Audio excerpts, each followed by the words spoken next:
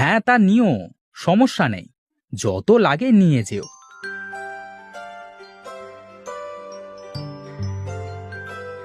গিন্নি, শোনো শোনো, কি হয়েছে বলো।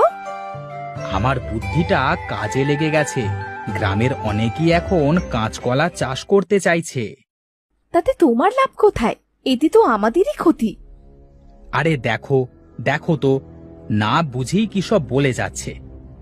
শোনো, সবাই যখন এই কলার চাষ করবে, তখন আমি আর চাষ করব না। আমি ওদের থেকে কিনে বাজারে ব্যবসা করব। ও আচ্ছা, তাই বলো। তাহলে তুমি এত কিছু ভাবো? হ্যাঁ, না ভাবলে কি আর চলে গো গিন্নি?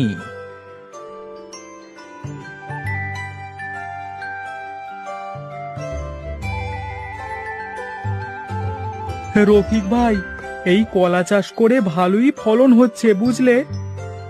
শোন, তোরা কলা বিক্রির জন্য একটুও চিন্তা করবি না কেমন?